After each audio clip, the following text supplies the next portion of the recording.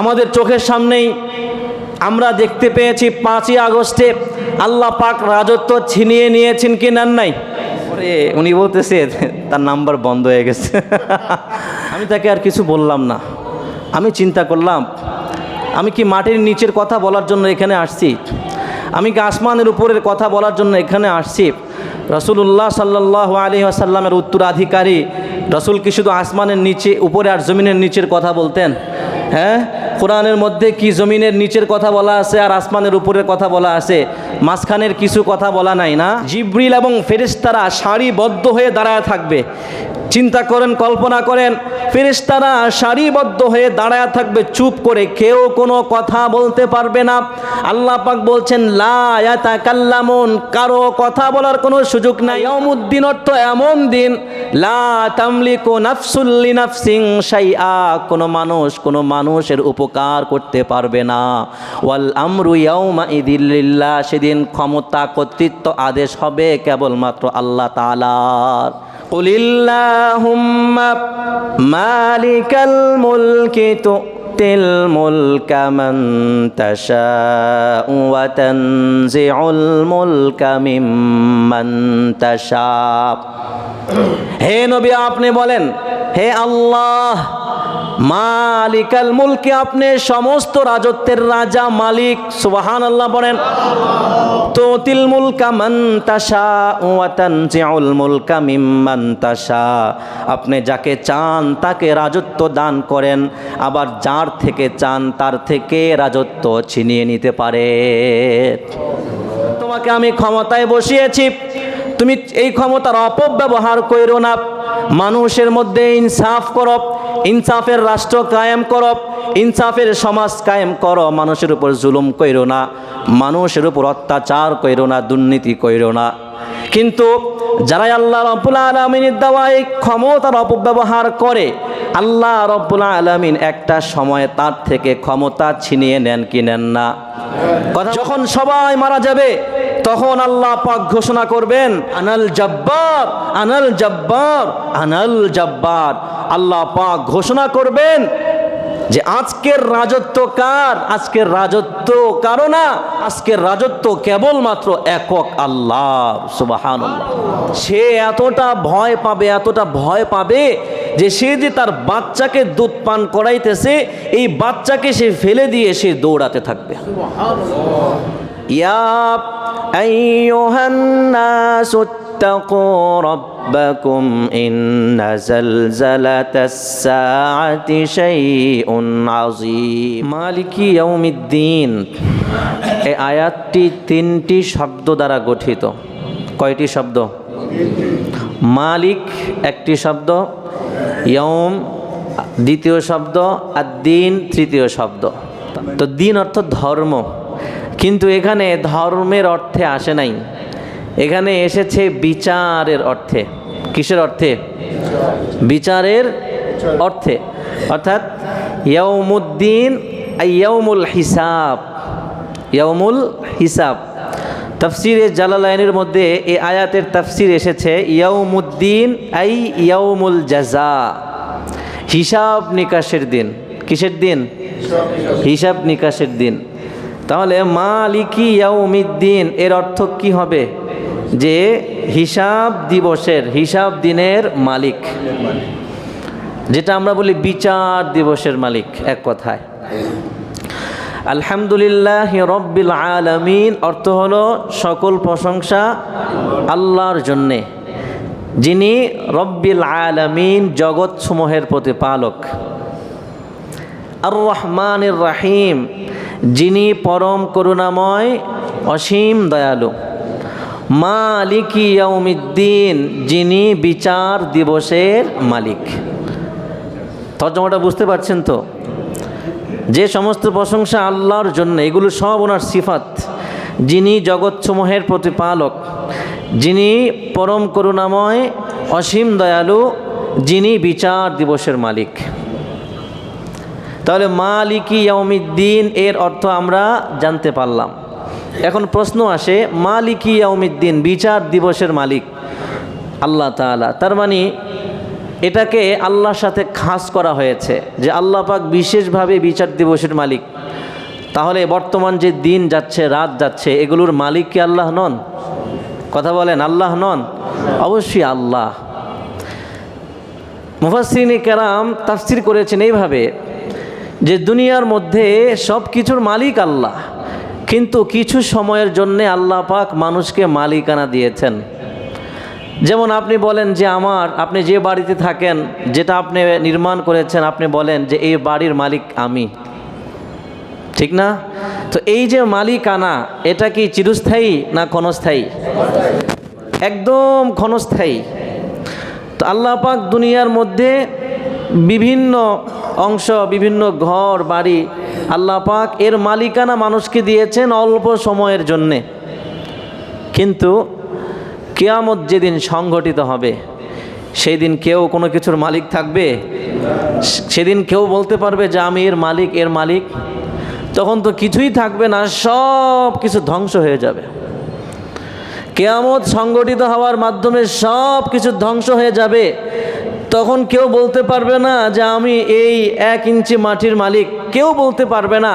তখন শুধু আল্লাহ রব্বুল আলামিন বলবেন যে আজকে কেউ মালিকানার দাবি করবে এমন কেউ নাই, আজকে আমি মালিক, আমি আজকের সারা বিশ্বের মালিকানার ঘোষণা দিচ্ছি। সুবহানাল্লাহ। আরে ওই দিন তো অবস্থা এমন হবে যে নিচের দিকে তাকাবার সুযোগ নাই, আছে? সবাই থাকবে উলঙ্গ, সবার মুখে একটাই শব্দ, ইয়া নাফসি, ইয়া নাফসি, ইয়া নাফসি। যে সবাই নিজে বাঁচার, কিভাবে বাঁচবে এই ধান্দায় থাকবে, চেষ্টা করবে নিজেকে বাঁচানোর জন্য, কিভাবে বাঁচানো যায় সেই চেষ্টা থাকবে, ইয়া নাফসি, ইয়া নাফসি। সেখানে মালিকানার তো প্রশ্নই আসে না।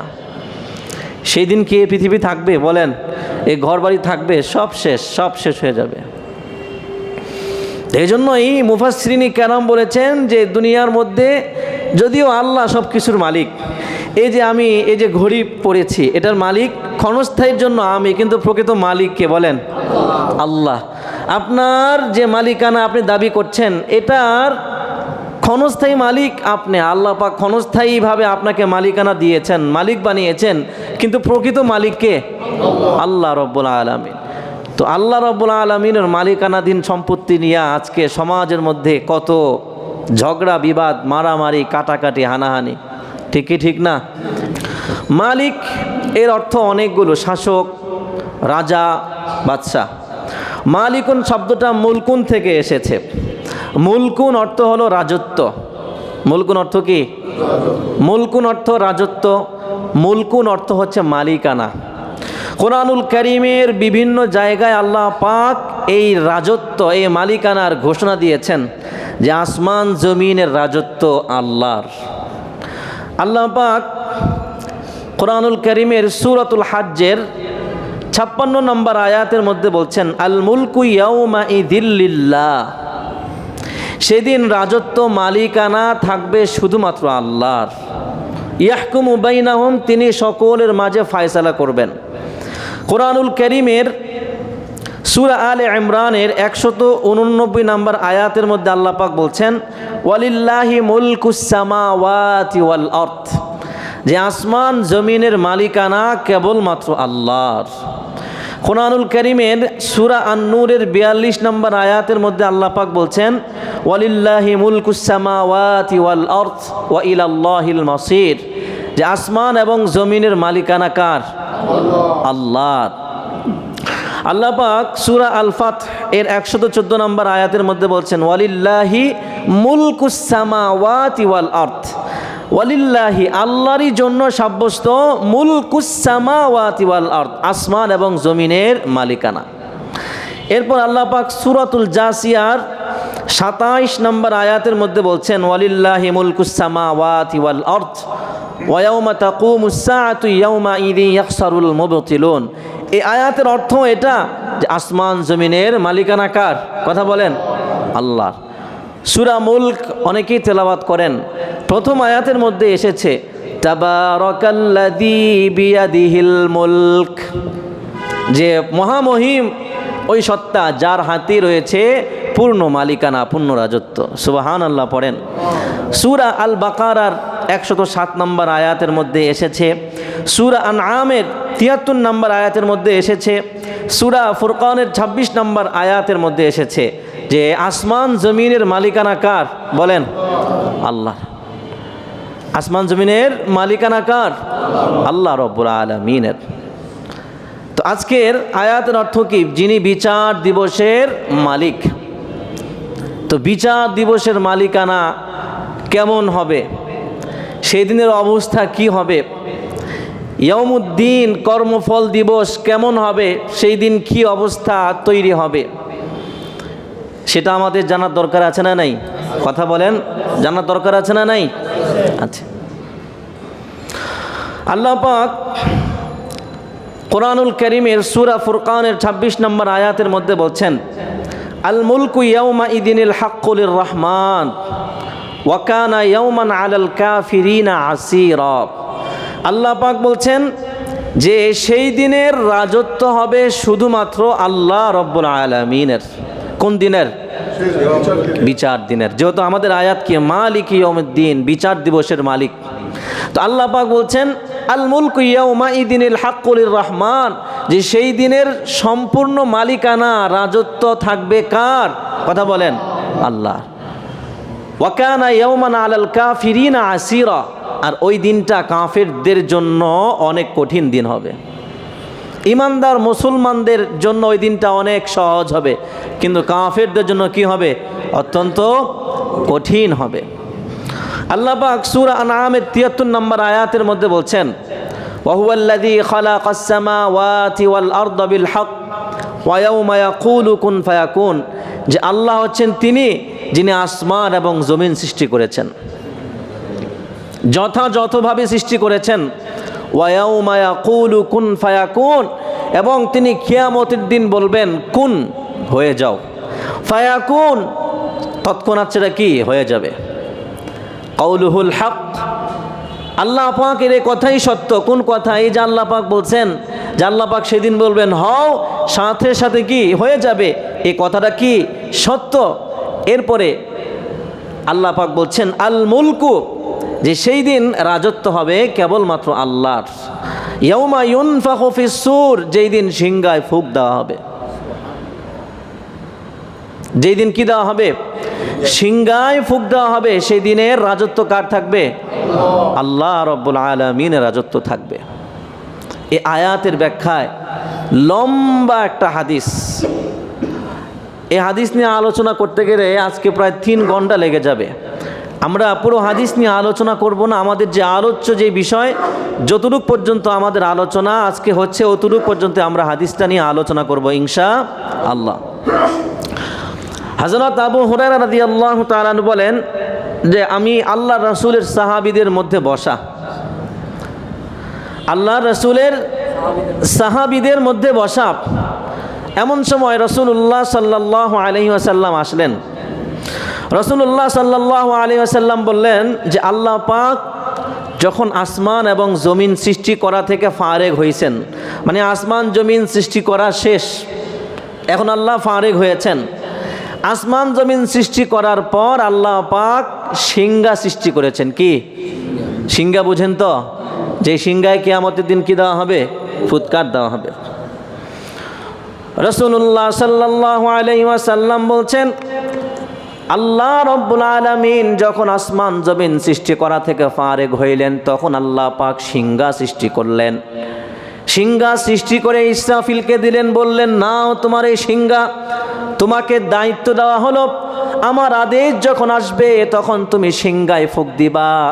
হাদিসের মধ্যে এসেছে ইসরাফিলকে যখন আল্লাহ পাক সিংহা দিলেন, দেওয়ার পর থেকে, ওই দায়িত্ব দেওয়ার পর থেকে সে সিংহা মুখে নিয়ে আসমানের দিকে চোখগুলো উঠিয়ে আসমানের দিকে আল্লাহর আদেশের অপেক্ষা করছে। মাতা ইউমারু, কখন আদেশ আসবে, এইভাবে সিংহায় মুখ লাগিয়ে আকাশের দিকে, আরশের দিকে তাকিয়ে আছে, কখন মালিক হুকুম করবে, হুকুম পাওয়ার পর সে সিংহায় ফুৎকার দিবে। রাসূলুল্লাহ সাল্লাল্লাহু আলাইহি ওয়াসাল্লামকে জিজ্ঞাসা করলেন আবু হুরায়রা, ইয়া রাসূলুল্লাহ, সিংহা আবার কি? মাসসুর, সিংহা জিনিসটা কি? আল্লাহ রাসূল সাল্লাল্লাহু আলাইহি ওয়াসাল্লাম বলছেন আল কর্ণ, সিংহা হলো এই যে শিং আছে, শিং, গরুর শিং আছে না, বড় শিং। রাসূলুল্লাহ বললেন এটা দেখতে শিংয়ের মতো। আবু হুরায়রা বললেন ইয়া রাসূলুল্লাহ কাইফা সুয়ারু, যে সিংহাটা কেমন হবে, দেখতে কেমন হবে, কত বড় হবে, অবস্থা কেমন হবে? রাসূলুল্লাহ সাল্লাল্লাহু আলাইহি ওয়াসাল্লাম বললেন সিংহার ছিদ্র আসমান এবং জমিনের মধ্যে যত দূরত্ব, সিংহার এই যে ছিদ্র, এই ছিদ্রটাও এই ছিদ্রের দূরত্ব হবে তত পরিমাণ। আসমান এবং জমিনের মাঝখানে যে দূরত্ব, এই সিংহার, এই ধরেন সিংহা এই পাশ থেকে এই পাশের দূরত্ব কি হবে? তত বেশি হবে। সুবহানাল্লাহ, তত বেশি হবে। রাসূলুল্লাহ সাল্লাল্লাহু আলাইহি ওয়াসাল্লাম বললেন যে সিংহায় ফুঁক দেওয়া হবে 3 বার। কয়বার?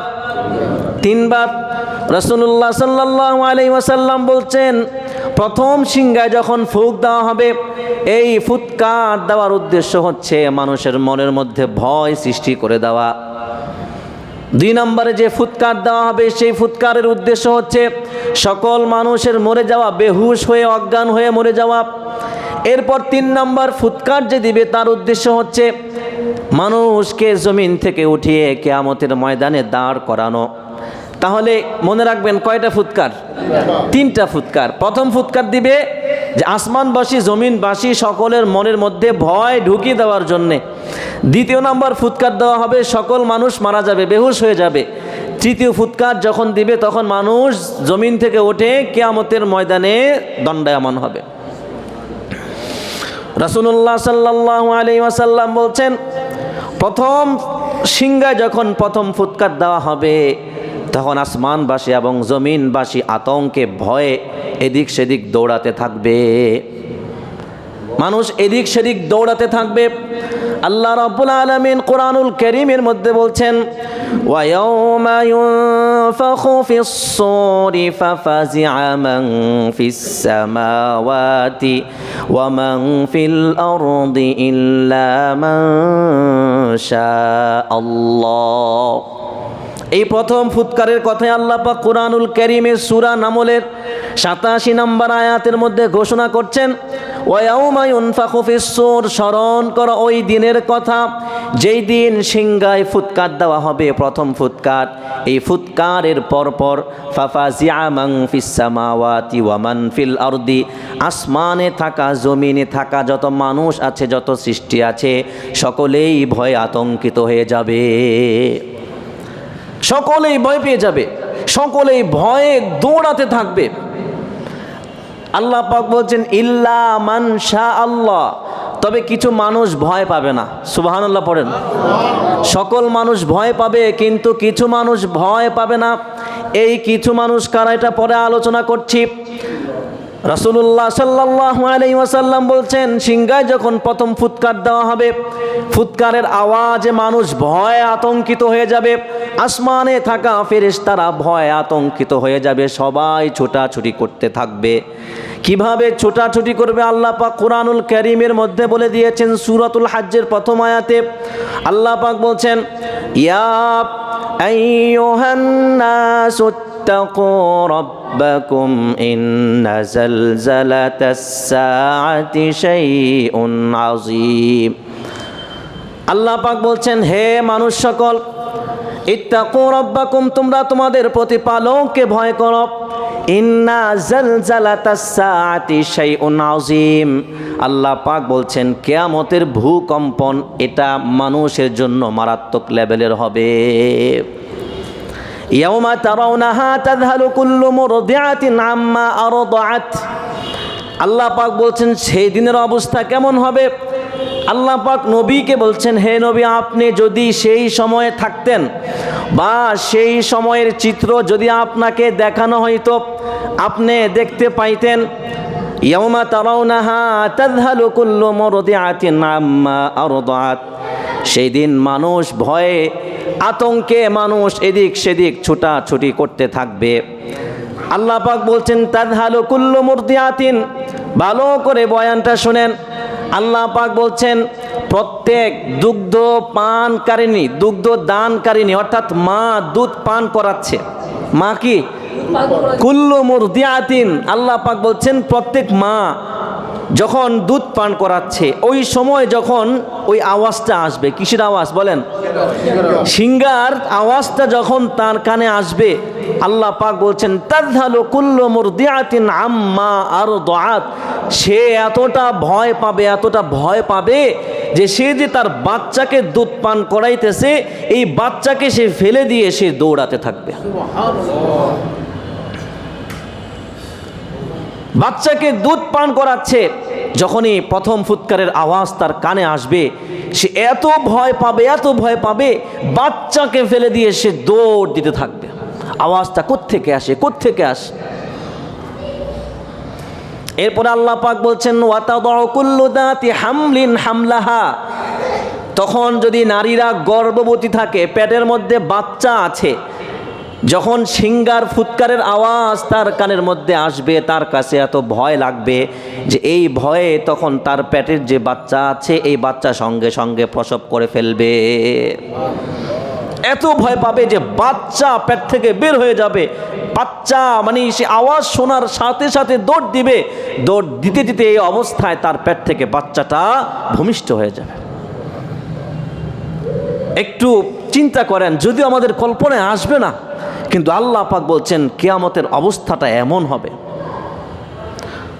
আল্লাহ পাক বলছেন হে নবী, আপনি যদি তখন থাকতেন, যদি ওই দৃশ্য আপনি দেখতেন, ওয়াতারান নাসা সুকারা, আপনি দেখতেন মানুষ সব পাগল হয়ে গেছে, মানুষ সব দিশেহারা, মনে হয় যে কি মদ পান করে সব পাগল হয়ে গেছে। ওয়ামা হুম বিসুকারা, অথচ প্রকৃতপক্ষে তারা পাগল হয়ে যায় নাই। আসল ঘটনা কি? আল্লাহ পাক বলছেন ওয়ালাকিন্না আযাবাল্লাহি লাশাদীদ, বরঞ্চ আল্লাহর আযাব তখন ভীষণ কঠিন হয়ে যাবে। অর্থাৎ এত ভয়ঙ্কর অবস্থা হবে যে মানুষ মানে পাগলের মতো দৌড়াতে থাকবে, দৌড়াতে থাকবে, মনে হবে মানুষ পাগল, কিন্তু অথচ মানুষ কি না বলেন? মানুষ পাগল না। আল্লাহ পাক বলছেন ইদাশ শামসু কুবিরাত, যখন ইসরাফিল আলাইহিস সালাতু ওয়াস সালাম সিংহায় প্রথম ফুৎকার দিবেন তখন মানুষ আকাশের দিকে তাকিয়ে দৌড়াতে থাকবে আর দেখতে থাকবে আসমান ফেটে যাচ্ছে, আর দেখবে আশ-শামসু কুবিরাত, সূর্যের আলো চলে গেছে, সূর্য আলোহীন হয়ে গিয়েছে। ওয়া ইদান নুজুমুন কাদারাত, আসমানে থাকা যে তারকারাজি, এই তারকারাজি খসে খসে জমিনের উপর পড়ে যাচ্ছে। এত ভয়াবহ অবস্থা হবে। মানুষ দেখবে পাহাড়গুলো ধুলা আছে না তুলা আছে না তুলা হয়ে উঠতে থাকবে, অর্থাৎ মানুষ আকাশের দিকে তাকিয়ে দেখবে কঠিন অবস্থা, তখন মানুষ আকাশের দিকে তাকিয়ে দৌড়াতে থাকবে, নিচের দিকে তাকানোর সময় নাই। বাচ্চা যে কোলের মধ্যে দুধ খাওয়াইতেছে এর কোনো খবর থাকবে না। আল্লাহ রাসূল বলছেন খুব ভয়ঙ্কর অবস্থা হবে, খুব ভয়ঙ্কর অবস্থা হবে, কিন্তু মানুষ কি হবে না? বেহুশ হবে না। এই তাণ্ডব চলতেই থাকবে, অনেক লম্বা সময় চলতেই থাকবে। আল্লাহ পাক বলছেন এটা দুনিয়াতেও হবে, আসমানে যারা থাকবে তাদের অবস্থাও কি হবে? এমন হবে ফাফাজিআ মান ফিস সামাওয়াত ওয়া মান ফিল আরদি ইল্লা মান শাআল্লাহ। এত কঠিন অবস্থায়ও আল্লাহ পাক ইস্তিসনা করেছেন যে কিছু মানুষ আতঙ্কিত হবে না, কিছু মানুষ কি হবে না? আতঙ্কিত হবে না। আবু হুরায়রা জিজ্ঞাসা করলেন ইয়া রাসূলুল্লাহ, আল্লাহ পাক যে কিছু মানুষকে বাদ দিয়ে বলেছেন তারা আতঙ্কিত হবে না, তারা কারা? রাসূলুল্লাহ সাল্লাল্লাহু আলাইহি ওয়াসাল্লাম বলছেন ইল্লাশ শুহাদা, তারা হচ্ছে আল্লাহর রাস্তায় যারা শহীদ হয়ে মারা গিয়েছে। তখন আবু হুরায়রা জিজ্ঞেস করলেন ইয়া রাসূলুল্লাহ, শহীদ তারা তো তখন মাটির নিচে থাকবে, তখন তো তারা মৃত।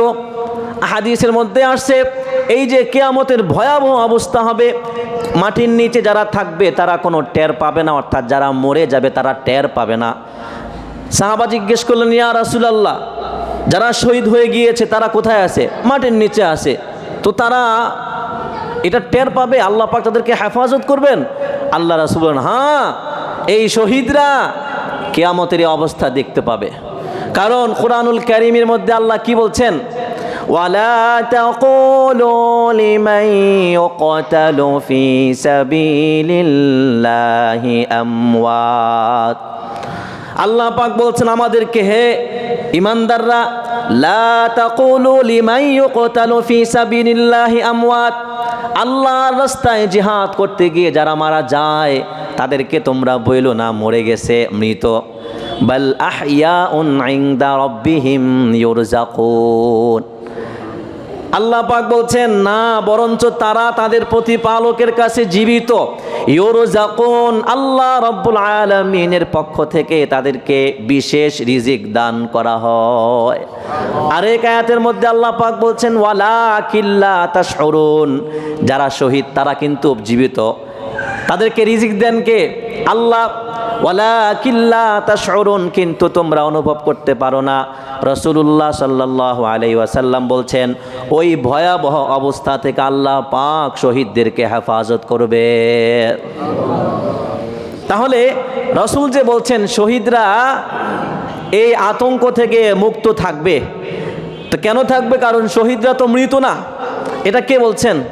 আল্লাহ বলেছেন। আল্লাহ বলছেন তোমরা তাদেরকে কি বলো না, মৃত বইলো না, বাল আহইয়াউন ইনদা রাব্বিহিম ইউরজাকুন, আরে তারা জীবিত, আল্লাহ পাক বিশেষভাবে তাদেরকে রিজিক দান করেন। সুবহানাল্লাহ পড়েন। আর এক আয়াতে বলছেন ওয়ালাকিল্লা তাশউরুন, তোমরা বুঝবা না, তোমরা বুঝো না, অনুভব করতে পারো না, কারণ তোমাদের সেই চোখ নাই, তোমাদের সেই সামর্থ্য নাই দেখার। আছে? কথা বলেন, নাই। রাসূলুল্লাহ সাল্লাল্লাহু আলাইহি ওয়াসাল্লাম বলছেন তাহলে প্রথম ফুৎকার শেষ, প্রথম ফুৎকার শেষ হবে, এই অবস্থা কিছুক্ষণ চলতে থাকবে। এরপর আল্লাহ রাব্বুল আলামিন ইসরাফিলকে বলবেন দ্বিতীয় ফুৎকার মারো। কয় নাম্বার? 2 নাম্বার ফুৎকার দাও।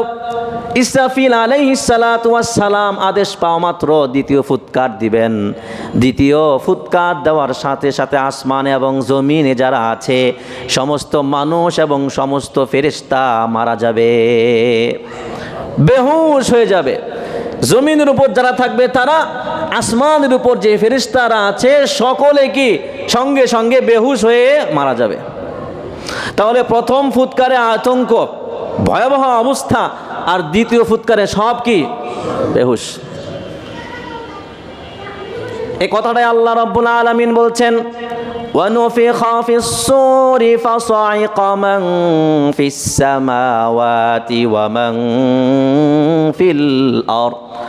আল্লাহ পাক বলছেন ওয়ানুফিখা ফিস সূরি ফাসাইকা মান ফিস সামাওয়াতি ওয়াল আরদ, যখন সিংহায় দ্বিতীয় ফুৎকার দেওয়া হবে, ফাসাইকা মানুষ বেহুশ হয়ে মরে যাবে। সুবহানাল্লাহ পড়েন না? সুবহানাল্লাহ কেন বললেন? কারণ এটা আল্লাহ পাক বলেছেন। প্রথম ফুৎকারে মানুষ অস্থির হয়ে যাবে, এটা কে বলেছেন? আল্লাহ বলেছেন। আর দ্বিতীয় ফুৎকারে মানুষ বেহুশ হয়ে যাবে, এই কথাটাও আল্লাহ বলেছেন। আর তৃতীয় ফুৎকারে মানুষ কিয়ামতের ময়দানে হাজির হবে জমিন থেকে উঠে, এই কথাটাও কে বলেছেন? আল্লাহ বলেছেন।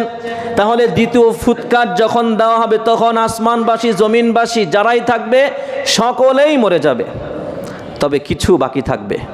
কি থাকবে? কিছু বাকি থাকবে। ইসরাফিল আলাইহিস সালাতু ওয়াস সালাম সিংহায় ফুৎকার দিয়ে উনিও মারা যাবেন। তাহলে এখন প্রশ্ন জাগে, তাহলে আরেকটা ফুৎকার বাকি আছে না, ওইটা কে দিবে? বলতেছি, ইসরাফিল আলাইহিস সালাতু ওয়াস সালাম দ্বিতীয় ফুৎকার দিয়ে উনিও কি মারা যাবেন। জিবরিল আলাইহিস সালাতু ওয়াস সালাম, মিকাইল আলাইহিস সালাতু ওয়াস সালাম ওনারা জীবিত থাকবেন। যখন ইসরাফিল আলাইহিস সালাতু ওয়াস সালাম মারা যাবেন, জমিনবাসী আসমানবাসী সবাই মারা যাবে। তখন আজরাইল মালাকুল মাউত আল্লাহর কাছে যাবে। আল্লাহর কাছে গিয়ে বলবে, আয় রব্বুল আলামিন, আসমানে থাকা সমস্ত কিছু, সমস্ত মানুষ মারা গিয়েছে, আসমানে থাকা যত ফেরেশতা আছে সমস্ত ফেরেশতা মারা গিয়েছে। তখন আল্লাহ পাক জিজ্ঞাসা করবেন আর কেউ কি বাকি আছে?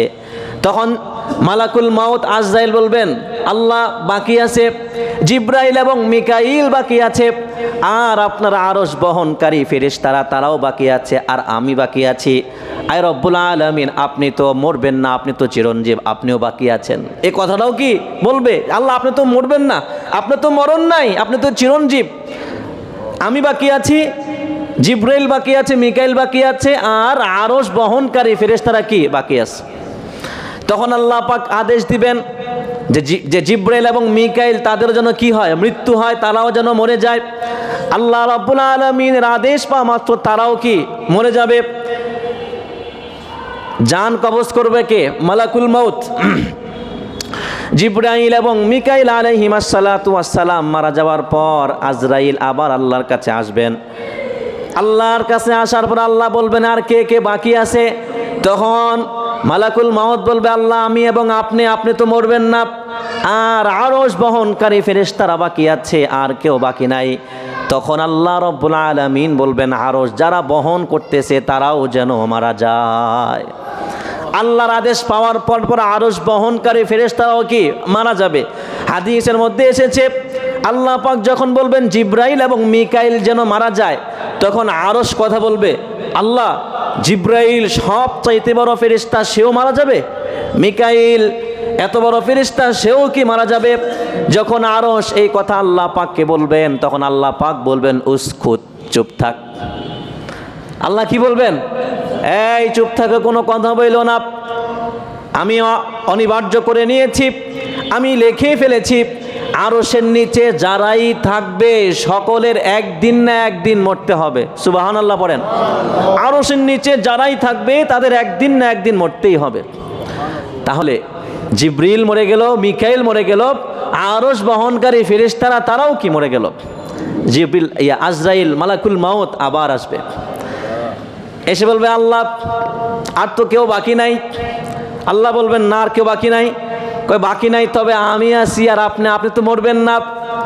তখন আল্লাহ রাব্বুল আলামিন বলবেন, হে মালাকুল মউত, তোমারও মরতে হবে, তোমারও কি মরতে হবে। তুমি তো এতদিন জান কবজ করেছ, নিজের জান নিজে এখন কবজ করে আল্লাহ পাক হুকুম করবেন, মুত, এই মালাকুল মউত তুমি মরে যাও। আল্লাহ রাব্বুল আলামিনের হুকুম পাওয়া মাত্রই মালাকুল মউত আজরাইলও মারা যাবে। তাহলে আর কেউ আছে? একটু চিন্তা করেন, আর কি কেউ নাই। মালাকুল মউত মারা গেছে, জিব্রিল মারা গেছে, মিকাইল মারা গেছে, আরশ বহনকারী ফেরেশতারা মারা গেছে। কি একটা অবস্থা, কেউ নাই, সব মারা গেছে। ঠিক সেই সময়ে আল্লাহ রাব্বুল আলামিন আসমান জমিনকে গুটিয়ে আল্লাহ পাক তার মুষ্টির মধ্যে এনে মুষ্টিবদ্ধ করবেন। আল্লাহ পাক ইয়াউমা নাতাউইস সামাআ কাতাইয়িস সিজিল্লি লিল কুতুব, এই যে কাগজ আমরা রাখি না, লিখি না, লেখার পর যেভাবে বটি না আমরা এইভাবে বটে ফেলি, আল্লাহ পাক কুরআনুল কারীমের মধ্যে বলছেন, ইয়াউমা নাতাউইস সামা, স্মরণ করো ওই দিনের কথা যেই দিন আমি আসমান এবং জমিন কাগজের মতো গুটি আমার কুদরতি হাতে রেখে দেব। সুবহানাল্লাহ। কেউ নাই, আল্লাহ পাক একা। ওই সময় আল্লাহ পাক ঘোষণা করবেন, ওই সময় আল্লাহ পাক ঘোষণা করবেন। হাদিসের মধ্যে এসেছে রাসূলুল্লাহ সাল্লাল্লাহু আলাইহি ওয়াসাল্লাম বলছেন, যখন সবাই মারা যাবে তখন আল্লাহ পাক ঘোষণা করবেন, আইনাল জাব্বারুন ওয়া আইনাল মুতাকাব্বিরুন ওয়া আইনাল মুতাকাব্বিরুন, আনাল জাব্বার আনাল জাব্বার আনাল জাব্বার। আল্লাহ পাক ঘোষণা করবেন যে আজকের রাজত্ব কার? আজকের রাজত্ব কারো না, আজকের রাজত্ব শুধুমাত্র আমি আল্লাহর। আল্লাহ পাক ঘোষণা করবেন, লিমানিল মুলকুল ইয়াউম, আজকের রাজত্ব কার? আজকের রাজত্ব কার? আল্লাহ পাক নিজেই ঘোষণা করবেন, আবার উত্তর আল্লাহ পাক নিজেই দিবেন, কারণ উত্তর দেওয়ার তো কোনো মানুষ নাই। আল্লাহ পাক তখন নিজেই আওয়াজ করে ঘোষণা করে বলবেন, লিল্লাহিল ওয়াহিদিল কাহ্হার, আজকের রাজত্ব কেবলমাত্র একক আল্লাহর। সুবহানাল্লাহ। আল্লাহ পাক বলবেন, আনাল জাব্বার, আমি মহাপরাক্রমশালী। আইনাল মুলুক, আইনা মুলুকুল আরদ, জমিনের মালিকরা, জমিনের রাজারা, বাদশারা, আজকে কে কোথায় আছো? আজকে কেউ নাই, আজকের রাজত্ব শুধুমাত্র আমি আল্লাহর। ইয়াউমা হুম বারিজুনা লা ইয়াখফা আলাল্লাহি মিনহুম শাই, যেদিন তারা কবর থেকে প্রকাশিত হবে সেই দিন আল্লাহ পাকের কাছে কোনো কিছু গোপন থাকবে না, তাদের কাছেও কোনো কিছু গোপন থাকবে না। সেই দিন আল্লাহ পাক ঘোষণা করবেন, লিমানিল মুলকুল ইয়াউম, আজকের রাজত্ব কার? আল্লাহ রব্বুল আলামিন আবার নিজেই ঘোষণা করবেন, লিল্লাহিল ওয়াহিদিল কাহ্হার, আজকের রাজত্ব কেবলমাত্র আমি আল্লাহর। আল্লাহ রব্বুল আলামিন এই ঘোষণা দেওয়ার পর আল্লাহ পাক জিবরিলকে, মিকাইলকে, মালাকুল মাউতকে এবং ইসরাফিলকে আল্লাহ পাক জীবিত করে দেবেন। ইসরাফিলকে জীবিত করবেন। ইসরাফিল তো মারা গেছে না? এখন সিংহে ফুৎকার দিবে কে? তা আল্লাহ পাক যখন সে দ্বিতীয় ফুৎকার দেয়, ফুৎকার দেওয়ার পর আল্লাহ পাক তার থেকে সিংহাটা নিয়ে নেন। নেওয়ার পর আল্লাহ পাক এখন তো তৃতীয় ফুৎকার দিতে হবে, এখন মানুষকে কবর থেকে উঠাইতে হবে, এখন আরেকটা ফুৎকারের দরকার। আল্লাহ পাক ইসরাফিলকে জীবিত করবেন। জীবিত করে আল্লাহ পাক তাকে কি এই সিংহা দিবেন। সিংহা দিয়ে বলবেন, তোমার যে দায়িত্ব তৃতীয় ফুৎকার, এই তৃতীয় ফুৎকার তুমি দিয়ে দাও। ইসরাফিল আলাইহিস সালাতু ওয়াস সালাম এই তৃতীয় যখন ফুৎকার দিবেন, ফুৎকার দেওয়ার সাথে সাথে জমিনে থাকা যত মানুষ আছে সকল মানুষ আস্তে আস্তে উপরে উঠতে থাকবে। সুবহানাল্লাহ পড়েন। তাহলে আল্লাহ পাক সকলকে মেরে ফেলবেন, সকলের মৃত্যু আল্লাহ পাক দিবেন, আবার আল্লাহ পাক সকলের জীবন দান করবেন, সকলকে আবার আল্লাহ পাক জীবিত করবেন। সুবহানাল্লাহ। এই যে আয়াতটা, এই যে এত লম্বা হাদিস আরও লম্বা, অল্প একটু বলেছি। তো এই যে আল্লাহ পাক সকলকে মৃত্যু দিবেন, মৃত্যু দেওয়ার পর আল্লাহ পাক ঘোষণা করবেন, লিমানিল মুলকুল ইয়াউম, আজকের রাজত্ব কার? আজকের রাজত্ব কার? আজকে কে মালিক? মালিক ইয়াউমিদ্দিন, বিচার দিবসের মালিক।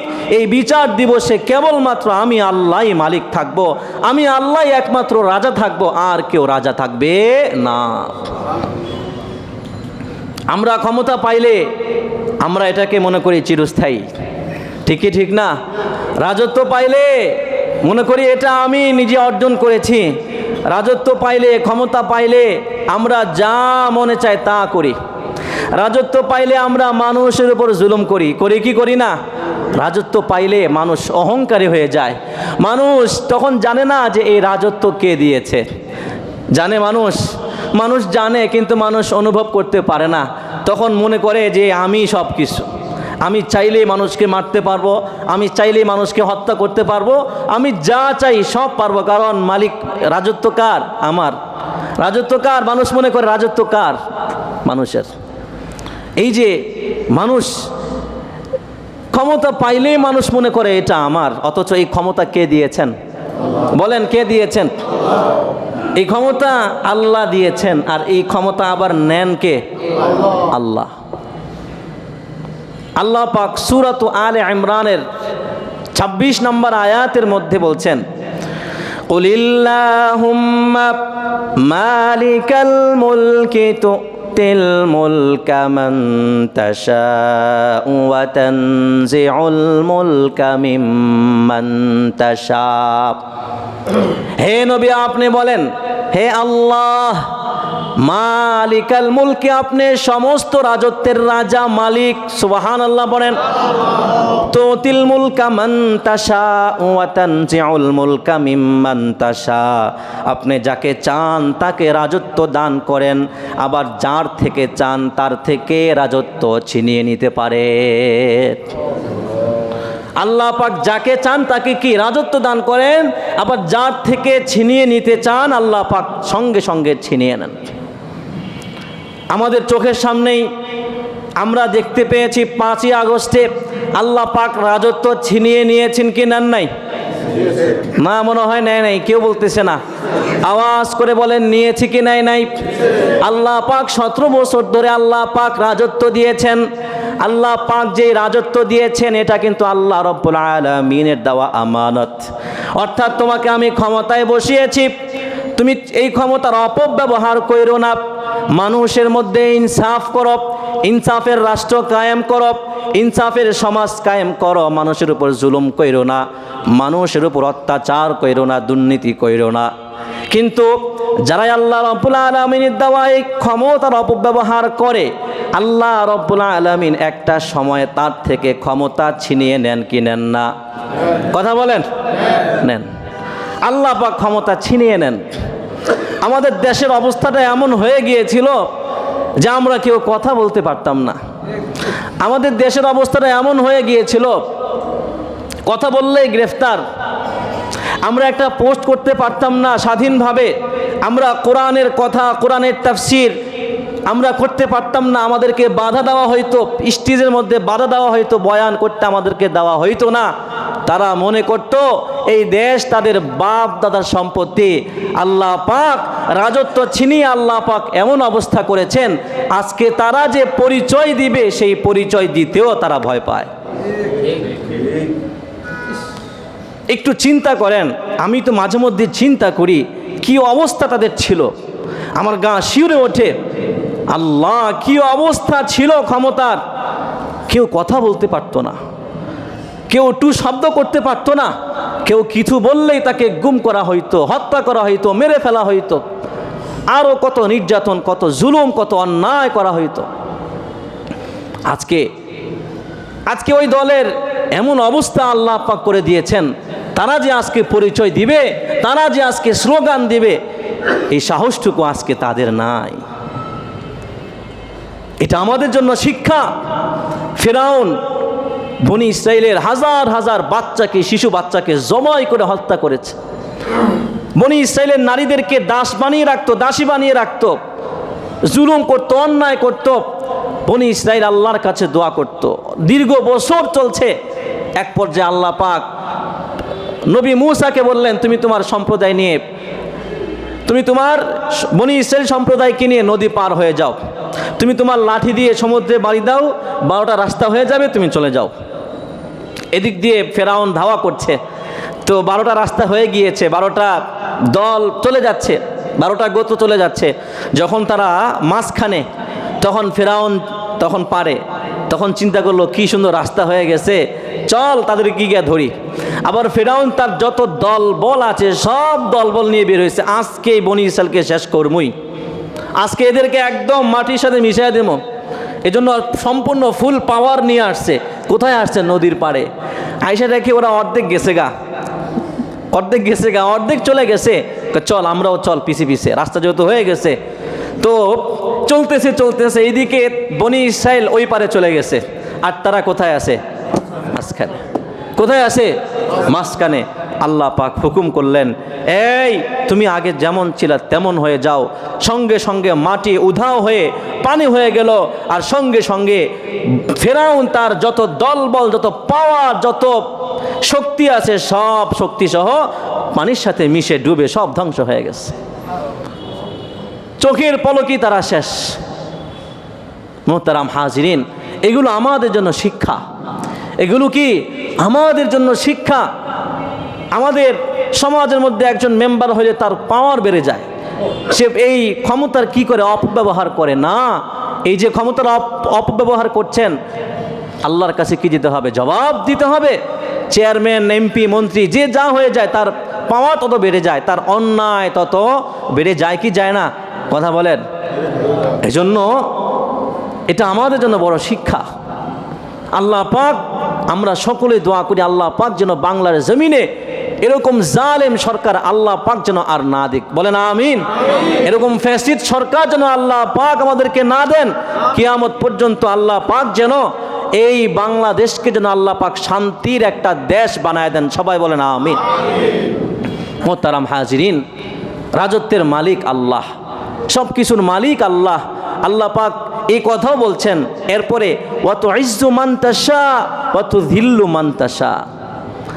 আল্লাহ আপনি যাকে চান তাকে সম্মান দেন, আর যাকে চান তাকে আপনি কি করেন? লাঞ্ছিত করেন। আল্লাহ পাক ক্ষমতাও নিয়েছে, আল্লাহ পাক এমনভাবে লাঞ্ছিত করেছে, আমি আপনি এখানে কেউ কি কল্পনা করতে পেরেছি? না, কেউ কল্পনা করতে পারে নাই। আগস্টের 2 মাস আগে আমার কাছে এক মুসল্লি আসছে, আয়েশা বলতেছে, হুজুর এত অন্যায় হচ্ছে, এত জুলুম হচ্ছে, মানুষ কত দোয়া করতেছে, আল্লাহ পাককে কবুল করে না। তো তখন আমি বললাম আল্লাহ পাক কবুল করেন। আল্লাহ পাক কোরআনুল কারীমের মধ্যে বলেছেন যে আল্লাহ পাক ছাড় দেন, আল্লাহ পাক ছেড়ে দেন না, অপেক্ষা করেন, আল্লাহ পাকের সময় আছে। 2 মাস পর 5ই আগস্টের পর আমি তাকে ডাকলাম, ডেকে বললাম আল্লাহ পাক কি দোয়া কবুল করছে? তারে বললাম আল্লাহ পাক কি দোয়া কবুল করছে? কয় হুজুর এমন যে হইবে এটা তো কল্পনাও করতে পারি নাই। সুবহানাল্লাহ পড়েন। আমি বললাম এটাই আল্লাহ পাকের শাস্তি। আমি আপনি কেউ কল্পনা করতে পারি নাই, হয়তো বেশি থেকে বেশি ক্ষমতা ছেড়ে দিবে, এতটুকুই আমরা ধারণা করতে পেরেছি। কিন্তু আল্লাহ পাক এই বাংলার জমিন থেকে তাকে চিরতরে বহিষ্কার করে দিয়েছে। শেষ বয়সে শেষ ভালো যার সব ভালো তার, শেষ বয়সে আল্লাহ পাক তাকে লাঞ্ছিত করেছে। কেমন লাঞ্ছিত করেছে? এই নাম যেন এখন মানুষের কাছে একটা ঘৃণা, এই নাম শুনলেই মানুষ বদদুয়া দেয়, মানুষ অভিশাপ দেয়। কত মানুষকে দেখেছি অভিশাপ দিতে, কত মাজলুমকে দেখেছি দোয়া করতে, আল্লাহ তাদের উপর আল্লাহর লানত, ফেরেশতার লানত, জমিনে যারা আছে সবার লানত, যত প্রাণীকুল আছে, যত ফেরেশতা আছে সকলের লানত, এইভাবে মানুষ দোয়া করছে। আল্লাহ পাক তাহলে বোঝা গেল মাজলুমের দোয়া আল্লাহ পাক ফালায় দেন না, ফালায় দেন? আল্লাহ পাক ফালায় দেন না। আল্লাহ পাক সর্বোত্তম পরিকল্পনাকারী। এই যে পাপ করেছে, এই পাপের শাস্তি যে কত বছর দিতে হবে এটা কেবলমাত্র কে ভালো জানেন? আল্লাহ পাকই ভালো জানেন। সুতরাং এটা আমার আপনার, এটা আমাদের সকলের জন্য শিক্ষা কি শিক্ষা না? আওয়াজ করে বলেন শিক্ষা কি শিক্ষা না? শিক্ষা। মোহতারাম হাজিরিন, এরপরে মালিক, আমরা এর আলোচনা করেছি, সংক্ষিপ্ত আকারে শেষ করে দিচ্ছি। ইয়াউমিদ্দিন, মালিকি ইয়াউমিদ্দিন। ইয়াউমিদ্দিন অর্থ কি বলেন? বলেন প্রতিদানের দিবস, কর্মফলের দিবস। আল্লাহ পাক সূরাতুল ইনফিতারের মধ্যে বলছেন রাসূলুল্লাহ সাল্লাল্লাহু আলাইহি ওয়াসাল্লামকে উদ্দেশ্য করে, ওয়ামা আদরাকা মা ইয়াউমুদ্দিন সুম্মা মা আদরাকা মা ইয়াউমুদ্দিন। হে নবী আপনি জানেন কি মা আদরাকা মা ইয়াউমুদ্দিন? ইয়াউমুদ্দিন অর্থ কি? কর্মফল দিবস কি আপনি জানেন? কেমন হবে আপনি জানেন? এরপর আল্লাহ পাক আবার প্রশ্ন করছে, সুম্মা মা আদরাকা মা ইয়াউমুদ্দিন। হে নবী আমি আপনাকে আবার জিজ্ঞাসা করছি আপনি জানেন কি কিয়ামত কি, কিয়ামত দিবস কি? এরপর আল্লাহ পাক উত্তর দিচ্ছেন, ইয়াউমা লা তামলিকু নাফসুন লিনাফসিন শাইআন ওয়াল আমরু ইয়াউমা ইযিল লিল্লাহ। ইয়াউমা লা তামলিকু নাফসুন লিনাফসিন শাইআ। ইয়াউমুদ্দিন অর্থ কি জানেন হে নবী? ইয়াউমা লা, ইয়াউমুদ্দিন অর্থ এমন দিন, লা তামলিকু নাফসুন লিনাফসিন শাইআ, কোনো মানুষের উপকার করতে পারবে না। ওয়াল আমরু ইয়াউমা ইযিল লিল্লাহ, সেদিন ক্ষমতা কর্তৃত্ব আদেশ হবে কেবলমাত্র আল্লাহ তাআলার। দুনিয়ার মধ্যে দলীয় লোক যদি গ্রেফতার হয় তখন বলে যে আমার অমুক দলের মধ্যে আছে, সুপারিশ করে কি করে না? সুপারিশ করলে পায় কি পায় না? কিন্তু কিয়ামত দিবসে ইয়াউমুদ্দিন, মালিক ইয়াউমুদ্দিন, ইয়াউমিদ্দিনে এটা হওয়ার সম্ভাবনা আছে? এটা হওয়ার সম্ভাবনা নাই, কোনো চান্স নাই। কেউ এ কথা বলতে পারবে না আল্লাহ আমি অমুক দলে ছিলাম, এ কথা বলতে পারবে না? না, বলতে পারবে না। আল্লাহ পাক বলছেন সেই দিন আমার কাছে থাকবে সমস্ত কর্তৃত্ব, আমি যাকে চাইবো তাকে জান্নাত দেব, আর যাকে চাইবো তাকে জাহান্নামে পাঠায় দিব। সূরা তাহার 108 নম্বর আয়াতের মধ্যে আল্লাহ রাব্বুল আলামিন বলছেন, ইয়াউমা ইযি ইয়াত্তাবিউনা আদ-দাঈয়া লা ইওয়াজা লা। একজন আহ্বানকারী ডাকবে, কিয়ামতের ময়দানে ডাকবে, তখন সকলেই তাকে অনুসরণ করতে থাকবে। আল্লাহ রাব্বুল আলামিন বলছেন, ওয়া খাশাতিল আসওয়াতু লির-রহমান, তখন কারো আওয়াজ বের হবে না মুখ দিয়ে, সকলেই চুপচাপ থাকবে। ফালা তাসমাউ ইল্লা হামসা, হে নবী আপনি ওই দিন সকলের পায়ের আওয়াজ ছাড়া আর কোনো আওয়াজ শুনতে পাইবেন না। এরপর আল্লাহ রাব্বুল আলামিন বলছেন, ইয়াউমা ইযিল্লা তানফাউশ শাফাআতু ইল্লা মান আযিনা লাহুর রহমান, সেই দিন কেউ আল্লাহ রাব্বুল আলামিনের কাছে সুপারিশ করতে পারবে না। ইল্লা মান আযিনা লাহুর রহমান, তবে আল্লাহ পাক যাকে সুপারিশ করার অনুমতি দিবেন সে ছাড়া আর কেউ আল্লাহর কাছে সুপারিশ করতে পারবে না। আল্লাহ রাব্বুল আলামিন সূরা নাবার মধ্যে বলছেন, ইয়াউমা ইয়াকুমুর রূহু ওয়াল মালাইকাতু সাফফান লা ইয়াতাকাল্লামুনা ইল্লা মান আযিনা লাহুর রহমানু ওয়া ক্বালা সাওয়াবা। ইয়াউমুদ্দিন কি আল্লাহ পাক বলছেন, ইয়াউমা ইয়াকুমুর রূহু ওয়াল মালাইকা, জিবরিল এবং ফেরেশতারা সারিবদ্ধ হয়ে দাঁড়ায় থাকবে। চিন্তা করেন, কল্পনা করেন, ফেরেশতারা সারিবদ্ধ হয়ে দাঁড়ায় থাকবে চুপ করে, কেউ কোনো কথা বলতে পারবে না। আল্লাহ পাক বলছেন লা ইয়াতাকাল্লামুন, কারো কথা বলার কোনো সুযোগ নাই, ইল্লা মান আযিনা লাহুর রহমান, তবে আল্লাহ যাকে কথা বলার অনুমতি দিবেন কেবলমাত্র সে ব্যক্তি কথা বলতে পারবে। আর আল্লাহ যাকে অনুমতি দিবেন সে সঠিক কথা, সত্য কথা ছাড়া অন্য কোনো কথা বলতে পারবে না। সে যা বলবে ওয়াকালা সাওয়াবা, সে যা বলবে সেটাই কি সত্য। এরপরে আল্লাহ পাক বলছেন যালিকাল ইয়াউমুল হক, হে ঈমানদাররা এই দিনটা কিন্তু সত্য। ফামান শাআ আত্তাখাযা ইলা রাব্বিহি মাআবা, আমি আল্লাহ কিন্তু বলে দিয়েছি, সুতরাং তোমরা জেনে বুঝে তোমরা তোমাদের পথ এবং মত নির্বাচন করো। সুতরাং ফামান শাআ আত্তাখাযা, যার ইচ্ছা হবে সে যেন আল্লাহর কাছে তার আশ্রয়স্থল বানায়, অর্থাৎ মুসলমান হয়, ইমানদার হয়, আল্লাহর কথা যেন সে শুনে, নবীর কথা যেন সে শুনে। আল্লাহ পাক বলছেন কিয়ামতের দিন খুব ভয়ঙ্কর অবস্থা হবে। আল্লাহ পাক বলছেন ইন্না আনযারনাকুম আযাবান করিবা, আমি তোমাদেরকে নিকটবর্তী আযাব সম্পর্কে সতর্ক করতেছি। ইয়াউমা ইয়ানজুরুল মারউ মা কদ্দামাত ইয়াদাহু ওয়া ইয়াকুলুল কাফিরু ইয়া লাইতানি কুনতু তুরাবা। আল্লাহ পাক সেই দিনের কথা চিত্রায়িত করেছেন কোরআনুল কারীমের মধ্যে।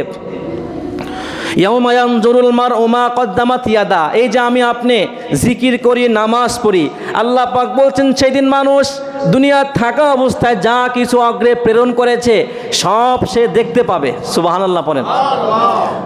মুসলমানরা দেখতে পাবে যে আমি নামাজ পড়েছি, আমার নেক আমল, হজ করেছি নেক আমল, কোরআন তেলাওয়াত করেছি নেক আমল, দান সদকা করেছি নেক আমল। মুসলমানরা ইমানদাররা দেখতে পাবে, এই জন্য তারা খুশি থাকবে। কিন্তু দেখতে পাবে না কারা? কাফেররা।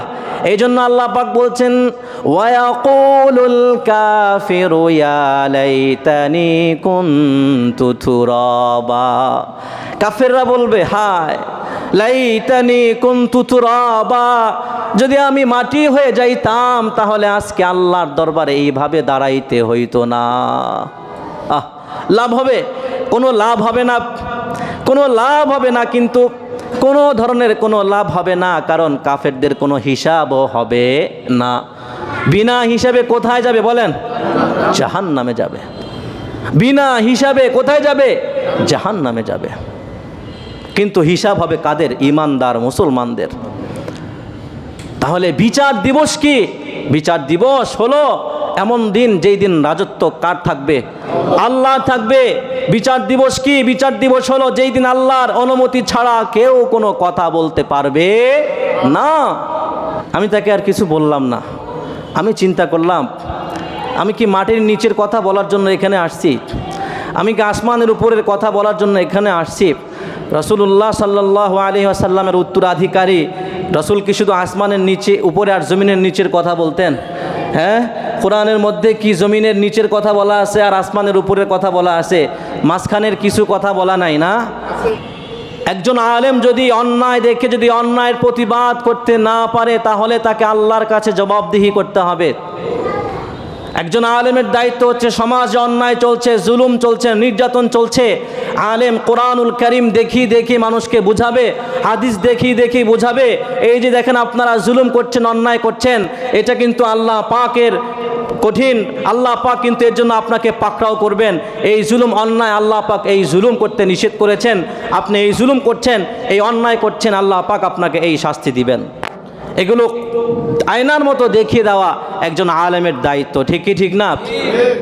আলোচনা করে উনি বলতেছে তার নাম্বার বন্ধ হয়ে গেছে।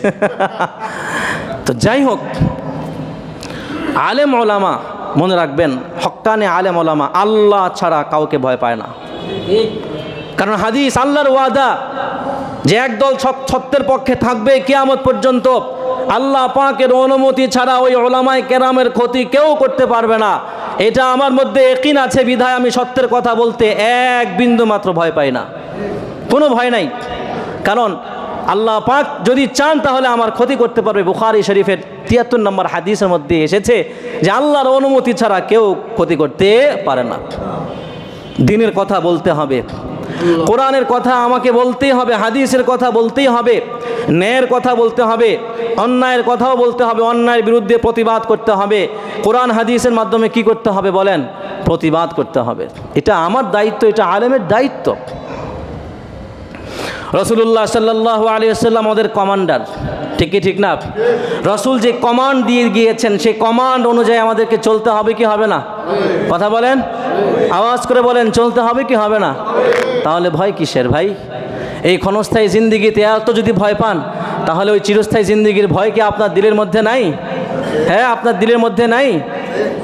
কোন ভয়টা বেশি থাকা জরুরি? কথা বলেন, আল্লাহর ভয়টা।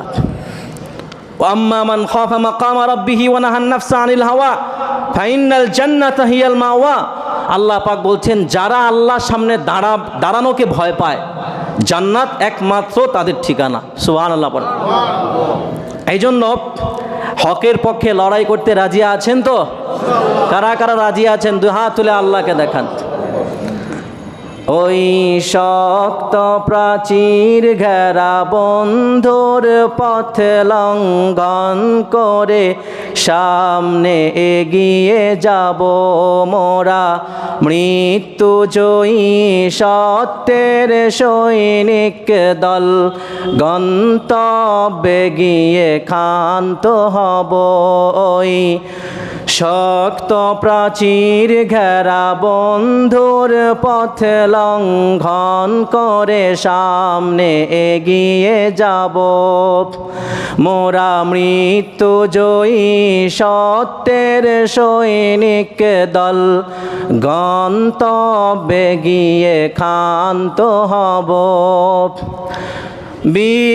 বিশ্বভুবনে মোদের উপমা মোরা ফুল সমতলওয়ার সম। বিশ্বভুবনে মোদের উপমা মোরা ফুল সমতলওয়ার সম। সুবাস ছড়াবো কভু জালিমের রক্তে, জগৎ ভাসিয়ে ক্ষান্ত হব মোরা, মৃত্যু জয়ী সত্যের সৈনিক দল, গন্তব্যে গিয়ে ক্ষান্ত হব। মোরা একই আল্লাহ বিশ্বাসী, কুফুর শিরিক মোরা মানি না। মোরা একই আল্লাহ বিশ্বাসী, কুফুর শিরিক মোরা মানি না। খুদার জমিনে তাগুতি হুকুমত ধ্বংস করে মোরা ধন্য হব মোরা, মৃত্যু জয়ী সত্যের সৈনিক দল, গন্তব্যে গিয়ে ক্ষান্ত হব। রাসূল আমাদের কমান্ডার, কুরআন মোদের পথ নির্দেশিকা। রাসূল আমাদের কমান্ডার, কুরআন মোদের পথ নির্দেশিকা। তুফান আগুন পানি মোকাবেলা করে, যেথায় পাবো সেথায় ছুটে যাব মোরা। মৃত্যু জয়ী সত্যের সৈনিক দল, গন্তব্যে গিয়ে ক্ষান্ত হব। সিদ্দিকি ঈমান হায়দারি তেজ, আল্লাহর পথে লড়ে যাব। সিদ্দিকি ঈমান হায়দারি তেজ, আল্লাহর পথে লড়ে যাব। মুরতাদ কাফিরের দম্ভ অহংকার চূর্ণ করে মোরা শান্ত হব মোরা। মৃত্যু জয়ী সত্যের সৈনিক দল, গন্তব্যে গিয়ে ক্ষান্ত হব। ওই শক্ত প্রাচীর ঘেরা বন্ধুর পথ লঙ্ঘন করে সামনে এগিয়ে যাব মোরা। মৃত্যু জয়ী সত্যের সৈনিক দল, গন্তব্যে গিয়ে ক্ষান্ত হব। জোরে বলুন আল্লাহু আকবার। সত্যের পথে আছেন তো? সত্যের পথে আপনাদেরকে পাবো তো ইনশাআল্লাহ। আমরা কোরআনের পক্ষে আছি, আমরা হাদিসের পক্ষে আছি, আমরা হকের পক্ষে আছি। যত হুমকি আসুক, যত ধমকি আসুক, যত কঠোর নির্দেশ আসুক, তারপরেও আমরা সত্য পথ থেকে বিচ্যুত হব না। বলেন ইনশাআল্লাহ। আল্লাহ পাক আমাদের সকলকে সত্যের পথে অটল অবিচল থাকার তৌফিক দান করুন। সবাই বলুন আমিন। আল্লাহ পাক আজকে যে আলোচনা হয়েছে, আজকের আলোচনার যে শিক্ষা, যে আমরা প্রত্যেক নামাজে মালিকি রাকাতে মালিকি ইয়াউমিদ্দিন পড়ি, আল্লাহ পাকের এই আয়াত পড়ে যেন আল্লাহ পাকের সামনে দাঁড়াতে হবে, এই ভয়টা যেন আল্লাহ পাক আমাদের দিলের মধ্যে দান করেন। এই ভয়ে যেন আমরা সদা সর্বদা অন্যায় কাজ থেকে বিরত থাকার চেষ্টা করতে পারি। আল্লাহ পাক আমাদের সকলকে তৌফিক দান করুন। সবাই বলুন আমিন আমিন। ওয়া আখিরু দাওয়ানা আলহামদুলিল্লাহি রাব্বিল আলামিন। সবাই দুরূদ শরীফ পড়ি।